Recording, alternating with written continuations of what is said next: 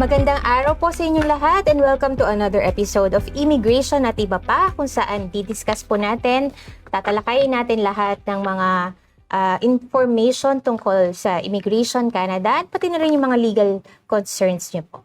Ako po si Jean Aguilar and of course makakasama po natin ulit ang ating favorite Filipino-Canadian lawyer na si Attorney Jake. Good afternoon, Attorney Jake. Magandang hapon, Jean. Magandang hapon po sa lahat ng nanonood. Ayan. So recently po, marami tayong mga nakuhang information na mga bagong ministerial updates from IRCC. So ano bang effect nito, especially po sa mga naka-temporary permits? If you're a temporary resident here in Canada and you're planning to apply and become a PR here. So ano po ba magiging effects nito, especially those on work permits? Ano, Attorney Jake? So i-discuss natin yan. Pati mga recent PNP draws, ano po ba ang mga recent changes or kung ano ba yung mga bagong draws ngayon, saan nanggagaling ito, ano yung tina-target nila. And of course, continuation ng ating Q&A. So please feel free to drop in your questions. Mag-comment lang po kayo if you have questions about immigration, for yourself, for your friends, for your family. Ayan. Now is the time po para isend nyo sa amin ang inyong mga katanungan. Tama po. So, priority po natin yung mga live na magtatanong. Pero meron po tayong mga naipon from last week at saka yung mga offline comments po. Sasagutin po natin yan. But una sa lahat nga po, yung mga updates muna. So, may mga recent updates po para lang up to date yung kaalaman natin especially sa work permits, may mga bago pong announcement ang immigration. Okay, let's start off with the most recent one is yung about maintaining status. Kasi recently, last May 28, so may nilabas na ministerial instructions regarding this matter. So, ito ay pinirmahan pa na actually ni previous Immigration Minister Mark Miller nung March, and then nakalagay it will take effect 12 weeks after he signed it. So, yun, May po nag-take effect. So, ano nga ba ito, Attorney Jake? Maybe we can expound more. Ano nga ba ang maintained status? Bago ang lahat, kumusta, Mike? Magandang hapon sa'yo. Ayan na pala si Mike. Paramdam na si Mike. Hindi buo ang araw natin pag wala si Mike. Correct. Anyway, Hello, Mike. So yan, regarding po dun sa work permit, may bago nga pong policy. So, as we know din po kasi maraming nag-take advantage ngayon ng tinatawag na maintained status. Correct. So, kung nasusubaybayan nyo po yung mga pangyayari, sabihin na natin ngayong taon na ito, 2025, medyo nagkakagipitan nga po. Marami po talagang somehow napapauwi, at saka maraming malapit ng mag-expire yung mga status nila and they're wondering kung ano na yung mga kailangan gawin. So, sa office po namin, marami kaming na-receive na mga request for consultations para nga po ma-discuss yan. Pero yan po yung nakikita natin common ngayon. At saka nagiging trend na rin po yung ano ba ito, sabihin natin strategy or style or technique or kung ano man. To further extend para lang ma-maintain yung status. Marami po kasi ang gumagawa ng mag-a-apply nga po ng panibagong work permit just to take advantage, sabihin nga natin ganon, yung maintain status na yon, yung rule na yon na pagka nag-apply kayo ng panibagong work permit or nag-apply kayo ng work permit extension, bago pa mag-expire yung luma nyo na or yung existing nyo na work permit, magkakaroon kayo ng maintain status while yung application nyo for extension is pending. So basically, you're buying a little bit of time, mga up to 3 months from our experience, mga ganon, more or less 3 months, para lang at least nga, continuous yung work nyo, at least nakapagtrabaho kayo. Correct. So anyway, maraming gumagawa ng anon. Kami hindi namin ma-recommend kasi parang nasa tayo, borderline na, like, especially from our perspective as a professional, we cannot recommend kasi lalo na yung nga, wala namang basihan yung work permit na yon, wala namang LMIA, talagang in-apply lang siya, kuha nga lang ng maintain status. So, but anyway, yun nga, since nagkakagipitan, maraming gumagawa nun, syempre nakatunog na rin si immigration. Na parang dumadami yata yung mga incidents ng ganon. At saka meron pang isa actually na additional na sabihin natin style. Kasi yun nga, yung application na yun, you expect naman na mare-refuse, di ba? So yung iba, before pa ma-refuse nga yun, nag-apply ulit ng panibago. So dalawa na yung work permit nila. So para bang patong-patong lang. So habang meron kang existing na work permit, may kasunod. may maintain status ka. May taga so para bang, parang sabi nating wais yung style. Kasi somehow may maintain status ka indefinitely. Apply ka lang ng apply. Pag na-refuse ng yung isa, meron ka pang isa pa. Correct. So, but anyway, yun nga. So, what took effect? So, what was the changes that was made so, ang change during po, the May 28 ministerial yung instruction? change is pag nag-apply ka ng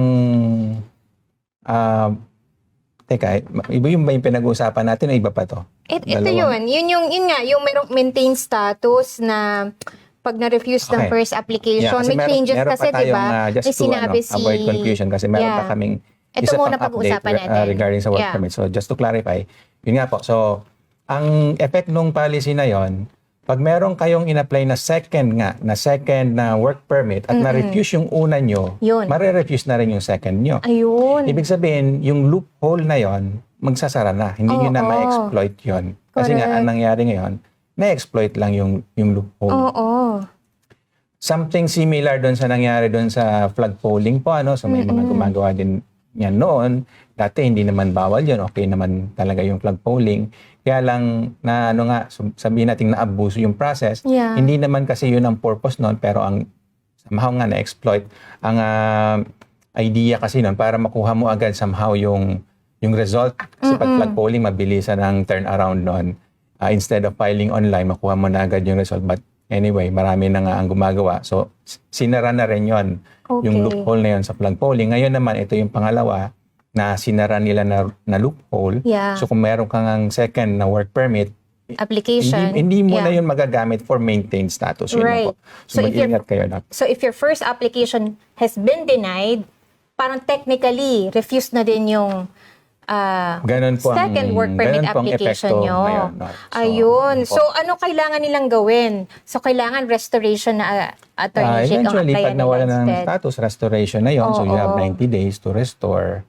Or, yun nga, at a minimum, apply kayo ng visitor record para wala man kayong work permit. At least, may status pa rin kayo as a visitor. Yun din is discretionary din yan. Siyempre, depende sa officer pa din. Pero at least, you have a good chance kasi especially kung first time nyo pa lang naman mag-apply ng visitor, may maganda-ganda pa kayong chance na makakuha ng visitor record. Pero yun po yung isang major update natin regarding sa work permit nga po. Ayun, okay. So, another ministerial instruction regarding the changes in the work permit. So, if you're switching to another employer while you're on close work permit, so yan, it's being permitted already now. Tama ba, Attorney Jay? Can you expound so on yung that, isa please? pa, at least naging clear tayo kasi dalawa to. So, isa-isa. Ito naman, somehow good news naman ito. Nabanggit na rin natin to somehow, I think last week or a few weeks ago. Ang kagandahan naman ito, so ito yung legit na meron kang LMIA-based na work permit, so closed work permit, and then mag-expire na, and then nakakita kayo ng panibagong employer na may LMIA din. So lilipat lang kayo ng trabaho. Normally kasi, kailangan matapos muna yung work permit application na yun dun sa bago. Bago kayo makapag-start ng trabaho dun sa lilipatan nyo. Pero sa ngayon, pwede kayong payagan na mag-start na kayo magtrabaho dun sa lilipatan nyo kahit hindi pa tapos or hindi pa na-issue yung panibagong work permit. So, yun nga, exception siya. And somehow, it's a good thing. Right. Kasi makapag-start na kayo ng trabaho dun sa kabila. So, at least hindi na kayo ma-stress sa kakahintay. Mabuti yun. Doon sa panibago nyong work permit. So, I think there's just certain information na kailangan yung ilagay sa inyong application to make sure na nandito kayo sa exception na to, ano? Right. So, you can actually see that in the IRCC website. And of course, may details na kailangan sundan. Sundan nyo lang po lagi, syempre, kung ano yung nakalagay doon sa official website ng Government of Canada. Ano po, yun po yung pinaka-source. Kahit po mga lawyers, doon din naman tumitingin. And then, pagka meron lang kayong tanong, yun nga, ito, take the opportunity. Andito po kami. So, para masagot natin kung sakasakali. Pero doon lang din po kayo basa or magbase doon sa official government website. Ayan. Okay. Bago tayo mag-move on sa mga PNP draws, ayan, may mga nakukuha na tayong questions. Maraming salamat sa inyo po, sa mga nagpadala ng mga questions natin. Okay, we can take a look kasi minsan nawawala sila. Nawawala yung mga questions while on live. So, Yeah. basahin na natin ngayon Bago pa mawala. while fresh na fresh siya. Ayan. Of course, nauuna si Mike Absky. Okay, Attorney Jake, eto, medyo timely na tanong. Ang mga company ba is restricted at a certain level of TFW versus locals, like ratio sa isang company? TFW includes open work permit na hindi lang naka-LMIA. Correct. So may limit po yan. Base na rin po dun sa program, TFW program. So may limit na up to 20% or 10%. Depende. May mga categories din yan. So may mga cap na tinatawag. So yung isang company, ang pwede niya lang i-hire na foreign workers is up to 10% or 20%. So meaning kung Total employees, kung 5 yung empleyado niya, halimbawa, hanggang isa lang yung temporary foreign worker. And then may mga exceptions din yan, kumbaga may mga details din yan. But in general, meron pong cap. May cap siya, ayan, 20%. Yun. 10 or 20, depende sa mga categories. Okay. May follow-up question si Mike. Kung naka-PGWP ka at matatapos na, may way pa ba ma-extend ka nang hindi kailangan ng LMIA? Yeah. Potentially, pero hindi na PGWP kasi once lang yung PGWP, unless din nga may policy na nag-exempt doon, once upon a time, nung panahon ng COVID, may exemption dyan, additional 18 months, pero sa ngayon wala na yon. And another way is yung spousal open work permit kung eligible kayo doon. So halimbawa, may yung spouse nyo ay either international student or worker na nagpo-fall doon sa mga certain criteria din. So hindi na lahat, meron ng certain restrictions din pagdating dyan. For international students, halimbawa, dapat masters na yung kinukuha nila. And then sa worker naman, yung tier 0 or 1 dapat yung trabaho ng spouse. Or yung tier 2 or 3 na nasa listahan. So anyway, pwede kung sila eligible sila dun sa other category like spousal open work permit. But other than that, kailangan na po talaga ng LMIA. Ayun. So sana Mike, nasagot namin yung tanong mo. Meron pa tayong mga na-receive, basahin na natin, pero hindi natin alam ang pangalan niya kasi anonymous siya. Tawag natin siya sa pangalang anonymous. Itago natin siya sa pangalang anonymous. Paano po yung sa mga temporary work authorization? How long po yung approval under the new policy? Thank you po. How long yung approval? Baka yung processing. Processing time? Hindi natin po LMIA, opo. Yan So, may estimate sa sa website, pero yun, estimate meron silang lang yun. Average processing time, average processing depending time, on... mahirap po talaga mag-estimate kasi maraming factors na involved dyan. And isa na nga doon, yung mismong officer na nagpa-process, depende sa officer mismo. So, for now, I think several months yan, kasi depende sa kanila. For work permits, it takes a few months. 3, 4, 5, 6 months. Mga ganun po yung average na nakikita natin. But it can always change po. So case-to-case basis po lagi. Ayun. Sana Miss or Mr. Anonymous, nasagot namin yung tanong mo. And another one from Nel Sakam. Hello po, pwede po ba mag-apply ulit student visa before ma-finish ang PGWP? Okay, so siguro I clarify lang ulit natin yung terms So I think you're referring to study permit. Pwede naman you can apply for a study permit, and even if nakakuha na kayo ng before, you can always apply for another one. And depende rin nga kung siyempre approve, laging discretionary po Right. So but anyway, to clarify, yung visa po is something you need to enter Canada.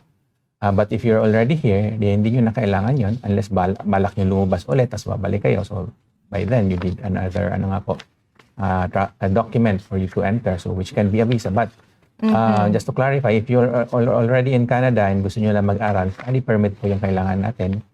And kailangan nyo lang i-prove, of course, sa government na genuine yung intention nyo mag-aral. Yun talaga yung balak nyo. And you have the funds, basically. At saka, at the end of it, you have the intention to leave Canada actually. So alam na natin na parang naglolokohan tayo, ano? I don't know kung yun ang tamang term. Pero somehow kasi, syempre, dito ka nag-aaral, somehow gusto mo dito magtrabaho and eventually gusto mo mag-ito. So para bang gusto mo na magstay forever sa Canada. Pero dun sa application nyo, somehow, kailangan nyo ipakita doon na aalis kayo at the end of your authorized stay. Kasi anyway, yun po yung rule. At saka yun yung rule na sinusunod ng officer. Iga-grant niya lang kasi yung permit na yon. Pag nasatisfy siya na yun, aalis ka lang din naman after your stay. So but anyway, medyo parang conflicting pero yun po talaga. That's the way it works.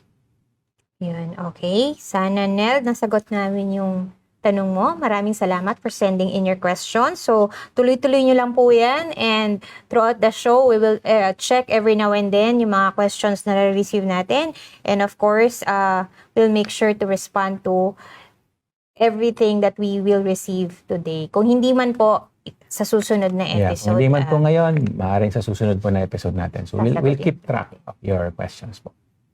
Okay. So, move muna tayo sa mga pag-uusapan pa natin. Ang ating next topic, dadaanan lang natin. So, yung recent PNP draws, Attorney Jake. So, ano na ba ang mga latest updates saka trend ngayon sa PNP draws na So, recently po, nangyari? nagkaroon ng invitations, round of invitations sa OINP, Ontario Immigration Nomination Program, at saka sa Alberta din. So sa Ontario, I think mga 2,000 yung ninominate nila. Madami-dami rin. So ang napansin natin doon, may mga categories din syempre. So hindi mawawala yung mga categories na yon. At saka ang focus nila is mukhang location-based. Ayun. So, yun ang bago, no? Yun ang Before medyo kasi bago. walang ganon. Walang ganon. So ngayon, nakita natin na ang prioritize nila is yung mga lugar sa Ontario na sabihin nating sparsely populated, kaunti ang nakatira. So anyway, goal yun ng mga provinces at saka ng buong Canada as a whole na para bang redistribute yung mga tao. So kasi ang tendency is mag-concentrate parang sa Pilipinas lang din, parang Manila-centric ngayon. Lahat ng tao nasa syudad. Oo. Pero dito sa Canada, napakalaki, marami pang lugar na pwedeng pagbutihin, na pwedeng gumawa pa ng mga community. So anyway, yun ang naging trend na nakikita natin sa Ontario. Prioritize nila yung mga lugar na mas nangangailangan ng tao. Sabihin natin ganon. So it's not just based on the CRS scores, but it's or your EOI So hindi lang sa scores, CRS yun, more on saan ba kayo magtatrabaho, saan ba yung skills nyo kailangan ba doon sa mga lugar na yon. So to get an idea nga, ito lagi din natin sinasabi, you can always refer to Job Bank. Doon yung makikita yung kung anong trabaho ang in demand sa isang particular province, particular region, particular city. So at least magkaroon kayo ng idea. So yun po ang hindi magbabago. Kung anong kailangan ng Canada, kung anong kailangan ng province, yun ang kukunin nila. Definitely. Idagdag ko lang dyan sa sinabi mo, Attorney Jake. So recently also may specific trodel for healthcare. So not just in Ontario but also in Alberta. In Alberta naman, so healthcare din. Yun yung mga nakikita nating trend. Healthcare, education, kumbaga. Yan yung mga ibigyan nila ng So kung nandyan kayo sa industry na yan, so at least alam nyo na in demand kayo. Pero hindi naman ibig sabihin in demand kayo kung nasaan man kayo naroon. Check nyo din yung data sa Job Bank, baka merong lugar na mas mataas ang demand ba, or kung sabihin natin saturated na yun doon sa lugar nyo, marami ng mga katulad nyo, halimbawa nasa healthcare man kayo pero doon sa lugar nyo medyo marami na kayo dyan, so medyo nararamdaman nyo hindi na rin ganun kadali na maghanap ng trabaho, edi hanap pa kayo sa iba. So yun nga, laki-laki ng Canada so hanapin nyo sa ibang lugar o maging kayo. I-open nyo yung opportunities nyo. Saka, be open-minded and be ready for change, diba? Sa simula lang naman yan, hanggang hindi nyo pa nakukuha yung PR, once na maging PR na kayo, yun, sabihin natin graduate na kayo, pwede na kayo sa kahit saan man nyo pa man gusto. Gusto nyo bumalik sa kung saan man kayo sa galing, sa magulong syudad. pwede o baka na yun. Naman mag-enjoy kayo sa sa probinsya. In the ganyan. meantime, unfortunately, competition po talaga. So, Oo. kumbaga, hindi lang naman kayo yung nangangarap nga na maging PR. Napakadami po natin na nag-aspire na maging PR. So, well, as far it goes right now, competition-based po talaga siya. Ayun. Okay, thank you po for those updates. Attorney Jake, sige, balikan Salamat din natin po sa ang mga ating... nagtanong. Yes, medyo marami tayong nakukuhang questions. So, balikan natin bago pa sila mawala at hindi natin mabasa. From Mr. Mel Malabanan, Attorney, ask ko lang po, 8 months pa lang po kami dito pero sinabihan na kami ng employer namin na i-renew daw kami. Automatic po ba marirenew kami or depende pa rin sa government ng Canada? Okay, magandang tanong. Depende lagi sa dalawa. So, dalawang nabanggit mo, employer mo at saka sa government. Siyempre, si employer, yeah, definitely. Siyempre, kung hindi kanya i-hire, di wala. Si government naman, kailangan din yung permiso ng government kasi hindi rin kayo makapagtrabaho doon sa employer nyo kung wala kayong work permit or work authorization. So, dalawa po talaga yan. And usually nga po, kailangan ng LMIA. Yun yung basic doon.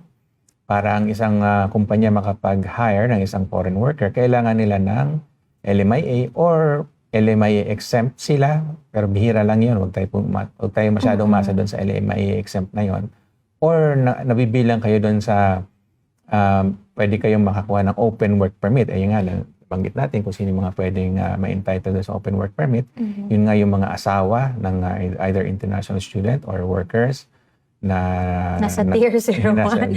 Paulit-ulit tayo pero yes. Yan, pero may mga certain criteria or PGWP, naka-PGWP kayo, which is meaning nag-aral muna kayo dito as an international student. But yun po, definitely kailangan nyo ng employer at saka approval ng government. Ayun. So sana Mr. Mel, nasagot namin ang inyong katanungan. We have another one from Jess Goods. Hello, Attorney Jake. Tanong po sana kapag sinali si spouse sa PR application pero nilagay namin sa IMM out of status. Inside Canada, pag nag-lodge po namin sa PR application, nag-exit si spouse, tapos bumalik gamit po yung ETA. Wala po ba magiging problema sa application namin? Thank you. Okay. Sinali si spouse sa PR application pero nilagay namin sa IMM out of status. Na out of status si spouse. Pero nakabalik. Pero lumabas siya. Parang lumabas siya. ETA. So anyway, sige, clarify na lang natin. So, depende po yan unang-una doon sa PR program. So, check niyo lagi kung ano yung requirements doon sa PR program na in-applyan ninyo. Andun po yung details na kailangan nyo. Usually naman din, hindi kailangan ng status. Again, I'm just generalizing po.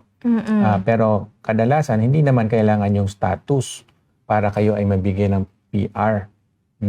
Pero merong programs na kailangan ng status. So again, depende. Pero konti lang yon, bihira yon. Sabihin natin, very specific yon na nakalagay doon sa program nila na yung aplikante kailangan ng Canadian status. Pero karamihan na hindi naman.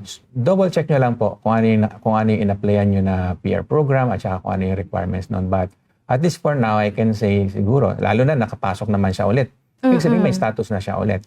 So, it seems na you're pretty safe. Mukha namang okay yung situation niyo. And kung meron ka ng acknowledgement of receipt at ito yung changes, di ba kasi pumasok ulit yung iyong spouse, you can always inform them through web form na andito na ulit yung spouse po. Just, to clarify. Update nyo lang. Yeah, update nyo lang po So, sila. okay din po yan na at least maging honest kayo, transparent doon sa application nyo. Kung meron mang konting problema, na-explain naman yan.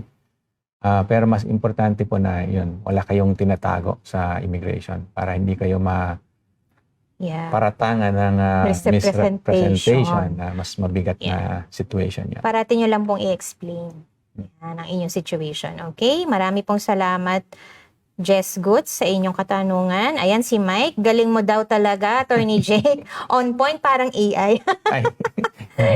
Ayan talaga, iba talaga. Pag barrister, lupit ng memory, malaki ang hard drive.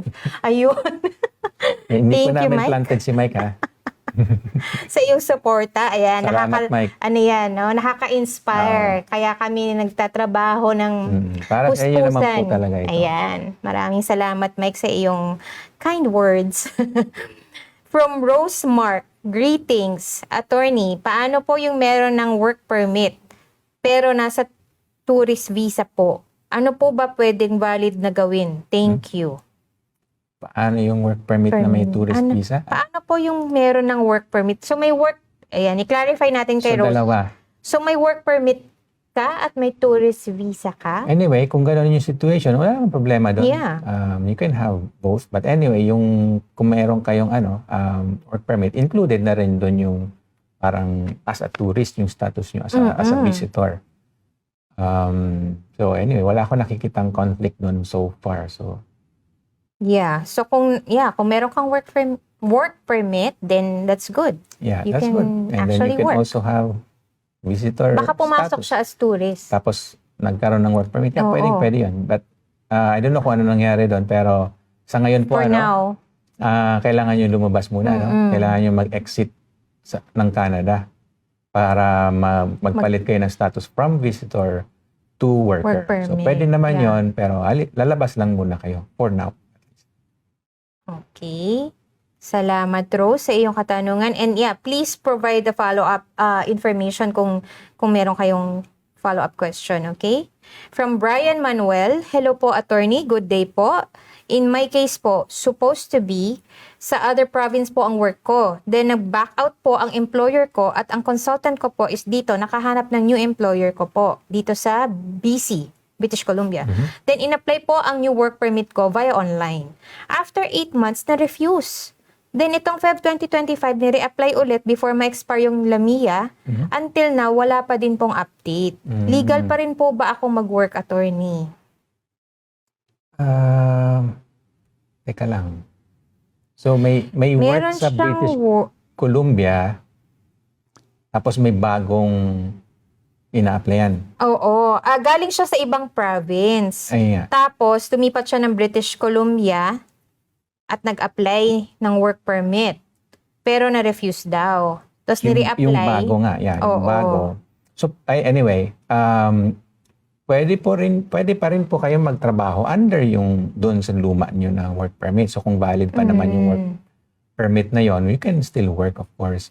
Pero, sundin nyo lang yung conditions nun.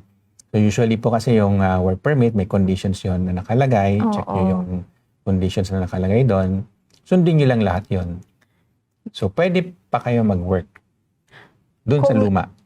Baka he's saying kasi iba yung employer niya doon. Ayun nga. Yeah. Pero So, doon di ba lang kayo. So, yeah. yun yung disadvantage nga po ng closed work permit or LAMIA-based work permit. Papasok ba siya doon sa recent ministerial?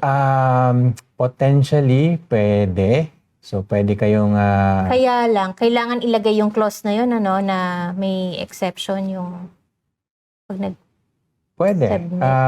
Well, at least, yun nga, because of this new policy, pwede. Pero hihingin nyo din kasi yung permiso ng immigration. Government, ng Parang doon. Tapos, IRCC. pag meron na kayong go signal, makaka-receive kayo ng notice or reply from the immigration na pwede na kayo mag-start mag-work. So pag sinabing ganun, di pwede na kayong mag-work kahit in process pa yung panibago nyong work permit. Pero medyo concerned ako doon kasi na-refuse. Yung una niyang Yung application, una, Kasi kung hindi nyo, of course, kailangan nyo maintindihan kung bakit na-refuse. Yeah. Diba? What was the reason for the And then refusal? dun sa pangalawa yung application, dapat na nyo yun, na-resolve nyo yun. Kung ano man yung reason for the refusal, dapat nabigyan nyo ng pansin yun para convince nyo si officer na i-grant. But anyway, medyo concerned ako dun sa unang refusal. Ayun. So yeah, dapat ma-address yun, Brian? Pero in the meantime, at least makakapag-work kayo kahit hindi pa yon na-approve under this new policy nga. Pero you have to clearly state that. Kasi kailangan yung hingin din yun Hindi yun yung automatic. approval, Hindi yun correct. automatic. Yung exception na yun, Hindi kailangan... po kaya nag-apply na kayo ng panibago. Yun na, pwede na kayo mag-start. Meron siyang... May of course, requirements din yan. You have to clearly state na hinihingi nyo yung yung exemption na yun under that policy. Oo. And then you will get a reply. So, hintayin nyo yung reply. So, kailangan po inform nyo si IRCC regarding this matter, okay? Thank you and good afternoon kay Nel Sakam. Sa Toronto po ba pwede mag-apply LMIA? Building Superintendent, sahod po is 21 per hour. So, 21 per hour, kinaklasify po na low wage. Low wage Sa siya. ngayon. So, meron pong policy tungkol sa LMIA na pag low wage, hindi siya ipaprocess doon sa metropolitan areas katulad ng Toronto na may mataas na unemployment rate, Yes. meaning 6% or more, which I think doon sa huli kong pag-check is nasa 6% yes. or more ang unemployment rate sa Toronto. Mhm. So at least for now, hindi po siya mapaprocess. Unless merong certain exemptions, may mga list din ng exemptions. Hindi ko po nabasa yung exemptions. So, check nyo na lang po yung government website kung kasama po yung building superintendent dun sa mga exemptions na yan. Yeah. Pero sa Toronto po, in general, pag nasa low wage, Pag nasa low wage, which is yan yung sa situation nyo ngayon. Tsaka Toronto nga, high unemployment rate. So, for now, hindi siya mapaprocess. Hindi po mapaprocess ang LMIA. Unless nga po exempted. Okay, Neil, thank you. From, ayan, ang dami na nating na-receive, Attorney Jake. Sige, let's go through this. From Raquel Lumberio Villarreal. Hi, Attorney Jake. Question po. Kung halimbawa nag-support si employer for OINP, mag-sign siya ng document, pero di abot sa median wage yung applicant, posible po ba na gumawa ng profile, expression of interest, and possible makareceive ng ITA? Okay, so lahat yun possible, pero i-clarify natin yun. Kasi yung profile na ginawa nyo, later on, pag na-nominate kayo, or na-invite, kailangan nyo i-submit yung mga documents nyo and kailangan mag-match yun dun sa profile nyo. So, kung kinakailangan ng na ma-meet yung median wage later on, kailangan pakita nyo yun dun sa application nyo na na-meet nga yun ng employer nyo. So, meaning, kasi sa expression of interest, you can put there whatever you want di ba? Sabihin mo napakaganda ng nilagay mo doon para mag-guarantee na ma-invite ka. Later on, kukunin nila yung supporting documents. Mo correct. Doon ka potentially mag-fail kasi hindi mo pala kayang back-upan kung anong nilagay mo doon. But anyway, so yun po, I think yung pinaka-concern is about yung median wage. Check nyo din kung yun nga yung requirement, but usually sa mga ganyang situation, yun ang nire-require. Yung job offer kasi. Yung mga job offer na kailangan nasa median wage. Tsaka na natin i-explain kung bakit may ganun mga requirement, Pero normal na requirement yan na dapat nasa median wage yung offer. Okay, thank you Raquel for your question. Ayan, pagbabalik ni Anonymous. Nag-apply na ako, work permit for new employer. Ito rin ba yung kanina? Nominated po ako, LMIA exempt. Okay. Hindi pa ako nakapag-start hanggat wala pang authorization to work. May idea po ba kayo how long po ang request? Yun yung mga how long kasi, yung mga processing times, hindi rin talaga natin yan okay, hindi pa siya makapag-start hanggat wala pang authorization to work. Yeah, usually it takes time, pero you can always follow up. No? So, mag-follow up po kayo kung medyo matagal-tagal na. You can always send a web form to inquire para matanong nyo rin po si IRCC. Just a gentle follow-up. You can always do that. Yeah. Kung gusto nyong malaman kung ano nangyayari. Not unless hindi nyo makita sa profile nyo kung ano namang ginagawa. From our experience din sa ngayon, it takes time din po talaga. Medyo maraming processes ngayon ang sabihin nating delayed. So normal po yung delay na nakikita natin sa ngayon. Okay. Maraming salamat, Mr. Anonymous, sa iyong tanong. Okay, let's move on. Marami pang mga nasa ibaba. Si Crisabel. Ayan, tapos na si Raquel. Si Crisabel. Yeah. Okay, need pa rin po ba ng funds? Kahit po may full-time work po si husband dito sa Canada. Depende. Funds for what? Pero Follow-up yung funds, ba to? Based sa bill? kailangan yun sa mga applicants for temporary residence. Kasi isa nga yan sa basic requirement na kailangan ipakita mo and demonstrate mo na kaya mong suportahan yung sarili mo dito sa Canada, no? Pero kung may work kayo, then posibleng hindi mo na kailangan ng funds, kumbaga savings, gano'n, baka hindi mo na kailangan. Kasi may full-time work ka naman. So yun nga, yun yung magsasatisfy doon sa requirement na yon na ma-demonstrate mo na kaya mong sustentuhan yung sarili mo. So basically, yun lang naman yun. Hindi rin kasi yan, walang specific amount yan eh. Depende sa paano mo i-justify doon sa application mo. Halimbawa, ang kailangan mo lang naman, sabihin natin gastusan, yung basic requirement, necessities sa pang-araw-araw. Ibig sabihin, bahay, saan ka titira, uupa ka ba? O magkano yung gagastusin mo doon sa upa mo? Saka yung sa pagkain, damit, ilan ba kayo sa pamilya? So, parang magkukwenta ka din, kukwentahin mo yon. And then, kailangan ipakita mo kay officer na kaya mo namang gastusan yon. Yun nga, either may ipon ka naman or may trabaho ka naman. Hindi kayo magiging homeless. Yeah, Yun yung, hindi kayo magiging yung burden iniiwasan sa Canada. nila. Siyempre, ayaw naman Canada na yung mga, sabihin natin, temporary residence dito, later on, nandiyan na sa kalsada. Oo. So, anyway, yun lang naman yan. Kahit nga sa Pilipinas, meron tayong ganong rule. But anyway, yung funds, pwedeng hindi na nga. So, I think yun yung pinakatanong dyan. Kailangan pa ba ng funds? Depende, pero most likely hindi na. It depends on the pathway or Yeah. kung ano yung ina-applyan nyo. Sabihin natin most likely hindi na kailangan. Okay, thank you. And another question from, paano ko ba ito ipopronounce? Shaki? Shaki Ting... Shauki? Shauki Tingbawen. Kapag nasa open work permit, tas malapit nang mag-expire, pwede ba Nagtatagalog, kala ko switch? Chinese. Oo nga eh. Pwede ba switch ng open work permit then work din sa same employer? Open Pwede work permit, switch. malapit na mag-expire. Pwede ba switch ng open work permit then work Medyo din sa same employer? Kasi kung open work permit, You can work for anyone. any employer. Yeah. So, hindi kailangan mag-stick ka sa same employer. Tapos, I'm not sure kung ano ibig sabihin ng switch kasi open naman nga eh. So, switch ng another open work permit. Malapit na mag-expire. Yeah. So, parang magiging close work permit na siya. Yeah, pwede Is ka that what mag-switch you're saying? sa closed. Yes. Xiaoki. Kung yun ang tanong, naka-open work permit ka, mag-switch ka sa closed Closed. work permit and work for the same employer, pwede Pwede. yun. For as long as yung employer mo na yon may LMIA na siya this time. Dati kasi hindi niya kailangan yun kasi nga naka-open work permit ka. Pero this time, kailangan niya na kasi magiging closed work permit ka na. Okay. So, thank you, Xiaoki. Sana nasagot namin yung question. Ayan, may follow-up information si Jess Goods.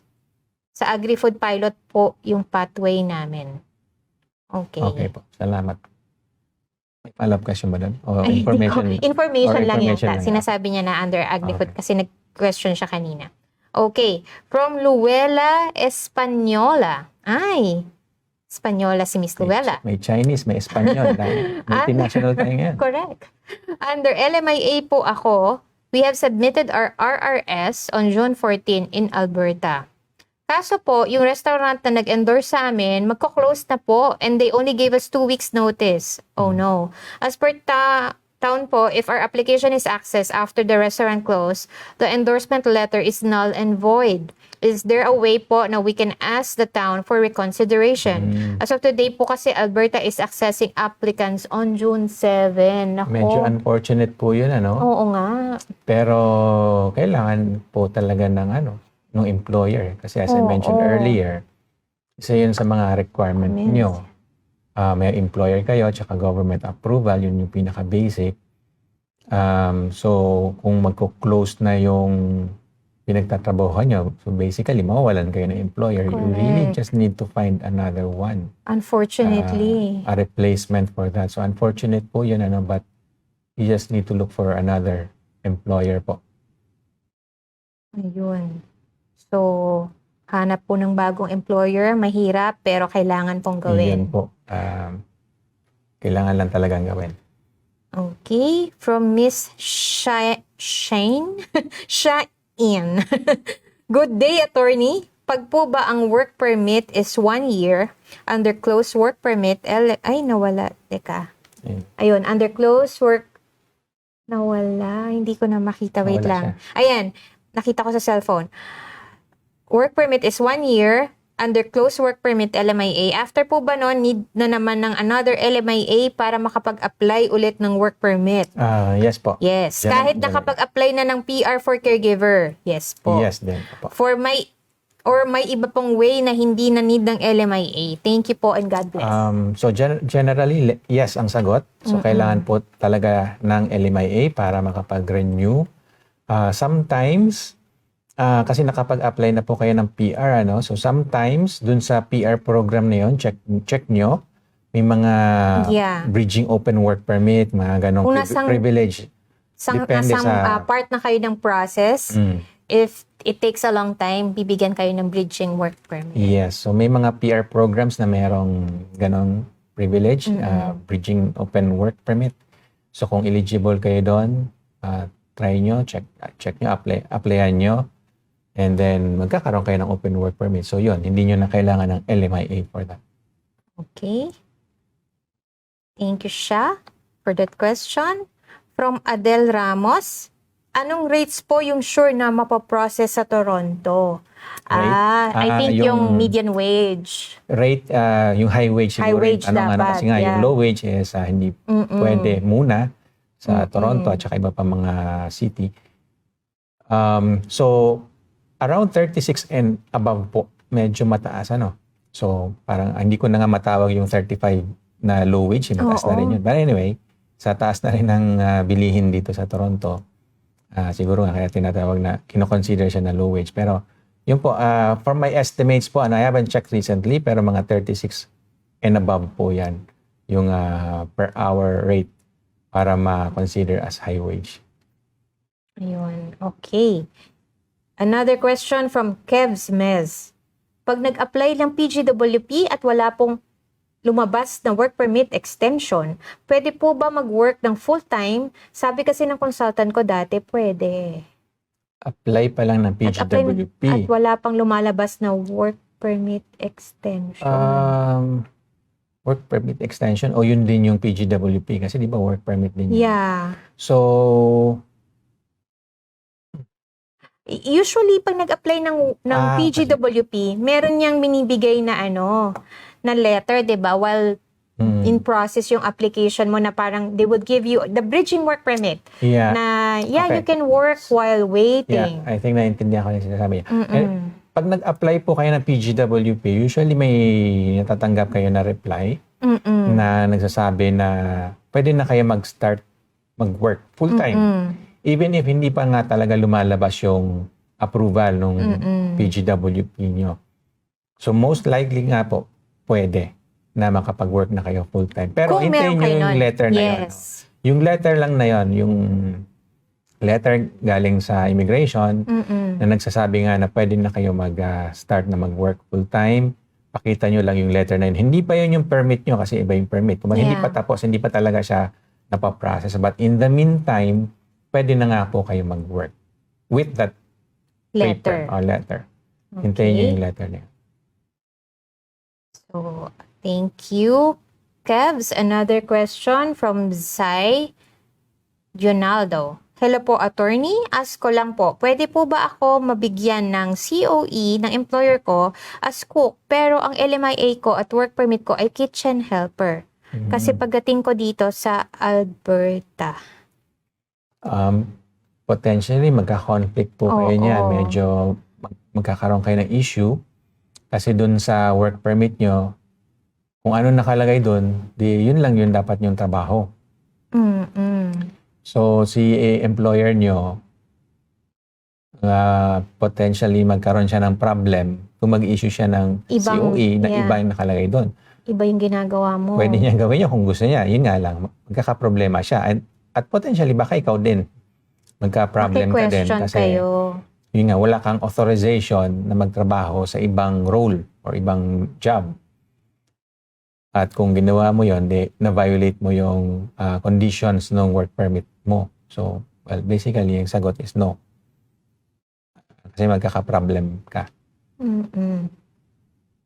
At saka yung employer mo. So, yeah. I would not recommend that. Kasi, meron siyang follow-up information. Akala ko kasi kitchen helper ako, pero ginawa nila akong cook.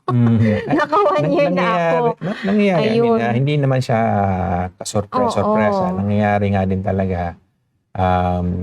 Minsan kasi nga, halimbawa nakita na meron ka palang ibang skill na pwede gawin. Yeah. Total, nasa same ka rin naman, line of work sa restaurant ba, something like that. Pero yung official records kasi medyo magkaka-problem ka doon eh. So kaya hindi natin ma-recommend na gawin yun na bigyan ka ng COE ng employer mo na iba yung nakalagay doon sa work permit mo. So tsaka ikaw din pwede kang tumanggi na bigyan ng trabaho na naiiba doon sa work permit mo. Pero I understand na yun nga, it can cause conflict then with your employer. Baka hindi matuwa ang employer mo. Magkaroon ng conflict with your employer. Siyempre, iiwasan din natin yung gano'n. Pero, ayun, medyo complicated yung situation mo. Pero, yun lang, hindi ko ma-recommend na mag-issue si employer mo ng COE na iba doon sa nakalagay doon sa work permit mo. Kasi i-check din yan ni IRCC. So, pag hindi... Right. So, definitely may risk doon. Hindi aligned, yeah. Tsaka, anyway, saan ba gagamitin yung COE na yon? So, kung sa immigration din, yeah, malaki yung chance na magkaroon ng problem. Okay. Si Crisabel. Yan, mahaba-habang question. Under study permit po ako ngayon, mag-expire by July 31st, 2025. Planning po ako ulit mag-aral dahil di po eligible yung school ko before sa PGWP. Need pa rin po ba ng proof of funds kahit po may work po husband ko dito sa Canada? Naka-close work permit na po siya. Kaka-renew lang po, expiring in 2027. Yeah, similar dun sa sagot natin kanina, yung sa about funds.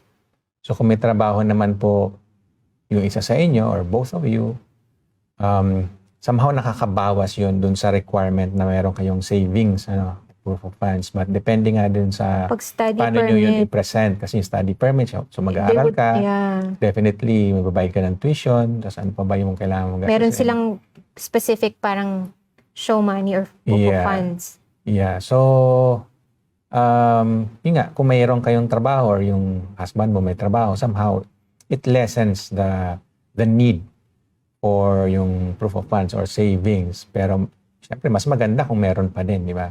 More is better in this case. So, if you have more funds, di mas madaling i-convincein si officer na kaya yung gastusan yung sarili nyo, tuition nyo, bahay nyo, renta nyo, or whatever, kung ano man yung kailangan nyo sa pang-araw-araw. Mas madaling i-justify kung meron kayong savings. So, it's always better po. Bigger chance to be approved. Right. The bigger the funds, the better. Ayun. Okay, thank you, Krisa, for your question. Meron pang, sino to? Si Marjorie. Hi po, attorney. Under Manitoba Temporary Public Policy for eligible PNP candidates to apply for open work permit. Only main applicant lang po ba ang pwede mag-apply ng open work permit? Di po ba pwede mag-apply ng extension ng spouse at minor children? Sa Manitoba questionnaire po for support letter application, they ask po kung ilan ang accompanying dependents. So, depende yan sa program ng Manitoba. Hindi po namin kabisado pa yung mga programs outside of Ontario. But you just have to double check nga lang po sa website din ng Manitoba kung ano yung rules nila dyan. Regarding open work permit. Regarding open work permit. Pero kung somehow kapareho siya noong rules ng dito sa yung sa federal government, yung Inter-Canada, open work permit allowed siya sa yung mga workers na nasa tier 0 or 1 or 2 or 3 na nasa listahan. And malamang ganun din yun. Malamang, kasi yung work permit po actually, yan federal yan eh. Hindi naman yan ini-issue ng province like Manitoba. Hindi naman yung Manitoba ang mag-a-approve ng mga work permits. Pwede silang mag-endorse, pwede nilang sabihin, may program sila na pwede silang mag-recommend sa federal government na ito, pwede bang bigyan nyo ito ng work permit or open work permit. Pwedeng may ganon, pwede kasing magkaroon ng mga tie-ups ang provincial government at saka federal government. Pero ultimately, ang nag-a-approve niyan is federal government. Ayun. So, yun po. Check nyo lang pong maigi muna yung sa Manitoba. program ng Manitoba. Pero yun po, hindi Manitoba ang nag-a-approve ng work permits. Federal government po yan. Okay. Move tayo kay Adel Ramos. My PGWP expires November 2026, but my company says they can provide LMIA. How soon po should I start preparing documents for the LMIA? Yeah, magandang tanong din yan. Sabi niya, 5 to 6 months.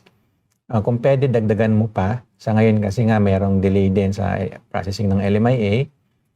Dati, mga 3 months nga lang yan eh. Lumalabas na yung LMIA. Noon yun. So, from what we see right now, may mga delays nga po. Meron nga po kami mga nababalitaan din. Maabot ng 1 taon yung processing ng LMIA. So, again, case-to-case basis, we really don't know kung gaano katagal yung sa iyo if ever mag-apply ka. But do give it sufficient time.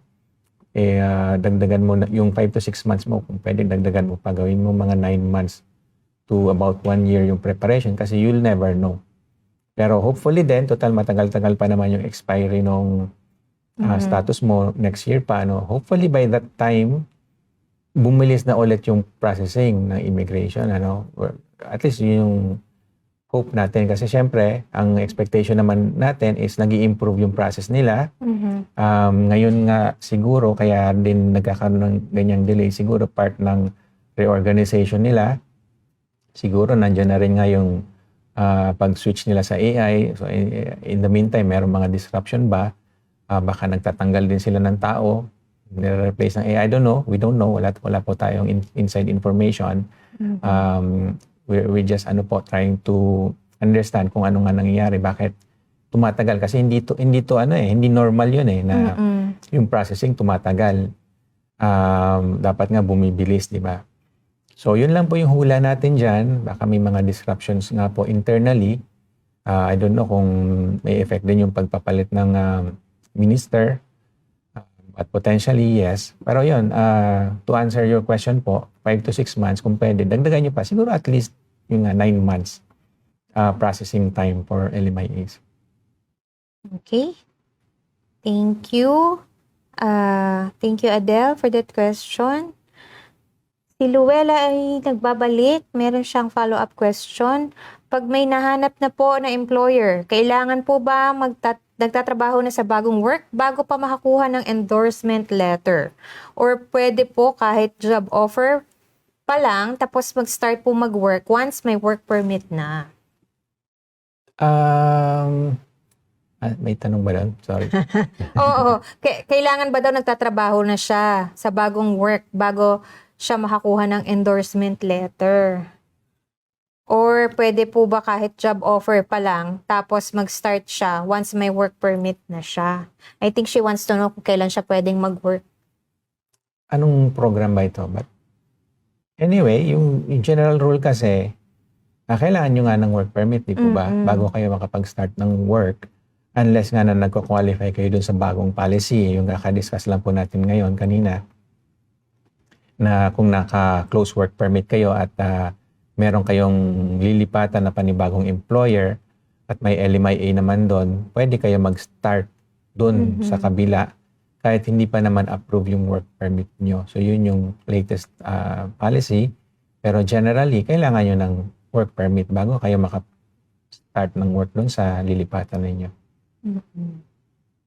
Okay, Luella. Thank you. Sana po nasagot natin base sa ating pagkakaintindi ng tanong. Yeah. Okay, we can always go back to the question kung hindi yun ang tamang sagot. Hi, June Jobs. Hello po, good day. sa inyo. Ask ko lang po sana if nakakapag-apply na po ba ako ng EOI, Expression of Interest, din mag-expire na po ang work permit ko. Pwede ko po ba ma-extend yung work permit ko while waiting sa draw ng PNP? Okay, so yung sagot po dyan, hindi po, unfortunately. So yung expression of interest, hindi po yan sapat para kayo ay makapag-trabaho or makapag-extend po. So ibang process po yon. Yung expression of interest po kasi more on sa permanent residency application yan. Yung work permit nyo naman, temporary resident application yon. So para po dun sa trabaho, again, kailangan nyo po ng employer na may LMIA or unless na exempt sila sa LMIA, which is bihira nga po yon. So for most applicants, hindi sila exempt sa LMIA or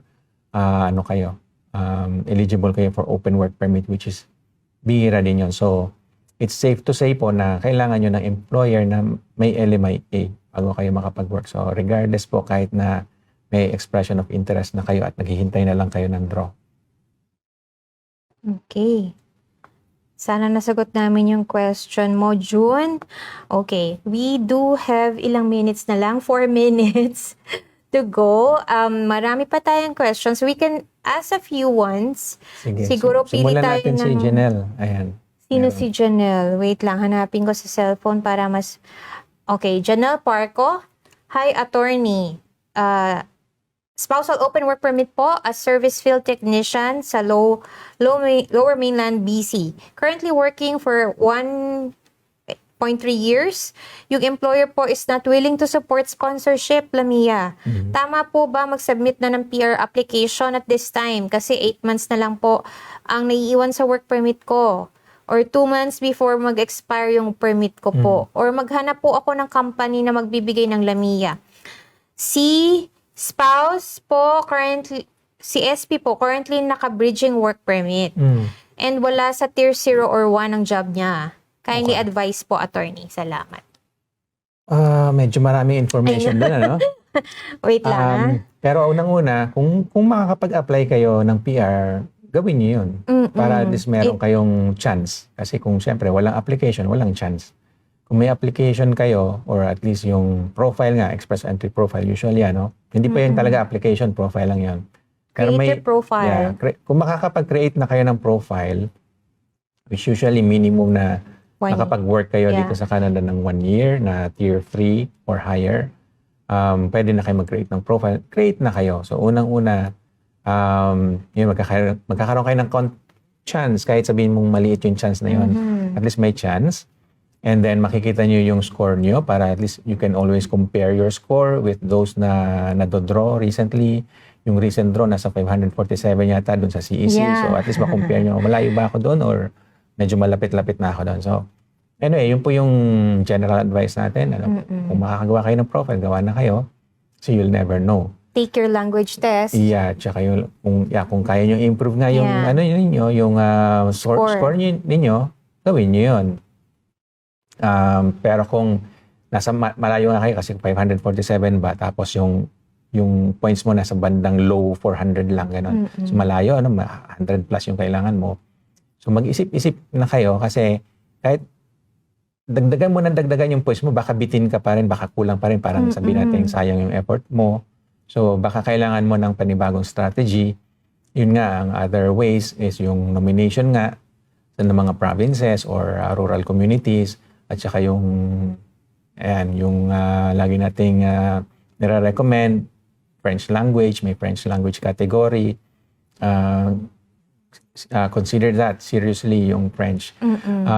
Tapos yung sabi mo naman, kasi dalawa yung issue mo yung PR at saka yung malapit na nga mag-expire yung status. So yung sa status naman, kailangan mo nga ng employer na may LMIA or at a minimum, kung hindi ka makakuha nun, apply ka ng visitor record para ma-maintain yung status mo. Tapos nabanggit mo yung asawa mo, naka-bridging open work permit siya. So that somehow that tells me kung may PR siya, may PR application siya.